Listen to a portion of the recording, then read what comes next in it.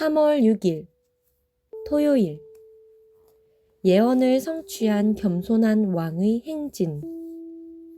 마태복음 21장 1에서 11절 말씀입니다. 그들이 예루살렘에 가까이 가서 감람산 벳바게에 이르렀을 때에 예수께서 두 제자를 보내시며 이르시되 너희는 맞은편 마을로 가라. 그리하면 곧 매인 나귀와 나귀 새끼가 함께 있는 것을 보리니 풀어 내게로 끌고 오라. 만일 누가 무슨 말을 하거든 주가 쓰시겠다 하라. 그리하면 즉시 보내리라 하시니 이는 선지자를 통하여 하신 말씀을 이루려 하심이라 일렀으되 시온 딸에게 이르기를 내 왕이 내게 임하나니 그는 겸손하여 나귀 곧 멍에 매는 짐승의 새끼를 탔도다 하라 하였느니라. 제자들이 가서 예수께서 명하신 대로 하여 나귀와 나귀 새끼를 끌고 와서 자기들의 겉옷을 그 위에 얹음에 예수께서 그 위에 타시니 무리의 대다수는 그들의 겉옷을 길에 펴고 다른 이들은 나뭇가지를 베어 길에 펴고 앞에서 가고 뒤에서 따르는 무리가 소리 높여 이르되 호산나 다윗의 자손이여 찬송하리로다. 주의 이름으로 오시는 이여 가장 높은 곳에서 호산나 하더라. 예수께서 예루살렘에 들어가시니 온 성이 소동하여 이르되 이는 누구냐 하거늘 무리가 이르되 갈릴리 나사렛에서 나온 선지자 예수라 하니라. 오늘의 말씀 요약.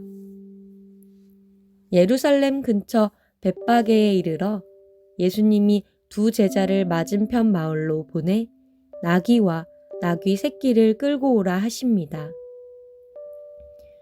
이는 선지자의 예언을 이루시는 일입니다. 제자들이 겉옷을 나귀 위에 펴고 예수님이 그 위에 타시니 우리가 길에 겉옷과 나뭇가지를 펴고 호산나 다윗의 자손이여 라고 외칩니다. 본문 해설. 예루살렘 입성을 위한 준비. 예수님은 하나님의 아들이요 만물의 주인이시기에 그분의 필요에 따라 만물을 사용하십니다. 예수님은 두 제자에게 맞은편 마을로 가서 나귀와 나귀 새끼가 메인 것을 보면 그것들을 풀어서 끌고 오라고 지시하십니다.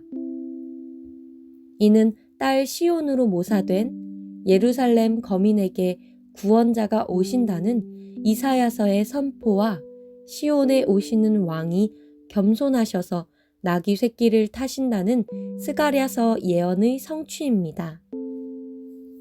세상 관점으로 보면 만왕의 왕이신 예수님께 군마가 더 어울릴 것 같습니다. 그런데 예수님은 나귀를 타고 예루살렘으로 들어가려 하십니다.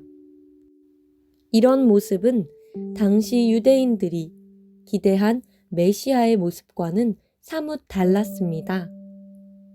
그러나 예수님은 고난 당하시는 겸손한 종으로서 하나님의 뜻을 이루어 가십니다. 나귀를 타신 예수님의 모습은 그분의 어떤 면을 보여주나요? 과시하려는 마음이 아닌 겸손한 마음으로 내가 행할 주님의 뜻은 무엇인가요? 환호하는 군중. 유월절 절기가 되면 예루살렘은 각 처에서 온 사람들로 북적였습니다. 예수님이 나귀를 타시고 예루살렘으로 입성하신 때는 유월절을 며칠 앞둔 때였습니다. 나귀 타신 예수님이 지나가시는 길에 무리가 겉옷을 깔고 나뭇가지를 펴니다. 모두가 큰 소리로 호산나라고 외칩니다. 호산나는 도우소서 혹은 구원하소서라는 뜻입니다. 이는 예수님이 하나님이 보내신 메시아임을 선포하는 것입니다. 그러나 정작 호산나를 외치는 무리는 예수님을 통해 이루어질 하나님의 구원 계획을 알지 못했습니다. 그러나 정작 호산나를 외치는 무리는 예수님을 통해 이루실 하나님의 구원 계획을 알지 못했습니다. 로마의 압제로부터가 아닌 죄와 사단의 권세로부터 해방시키실 메시아를 알기에는 하나님의 구원 방식이 그들에게 너무나 심오했습니다. 호산나를 외치며 환호하는 군중이 예수님께 기대한 구원은 무엇이었을까요? 하나님의 계획과 방법은 내 생각과 얼마나 다른가요? 오늘의 기도. 지금 당장 이해할 수 없고 기대에 어긋나더라도 주님 뜻이면 믿음으로 순종하게 하소서. 하나님 말씀을 오롯이 이루시기 위해 어린 나귀를 타시고 십자가의 길로 묵묵히 들어서셨던 겸손의 왕 예수님을 제 삶의 모든 순간마다 뚜렷이 새기며 살게 하소서.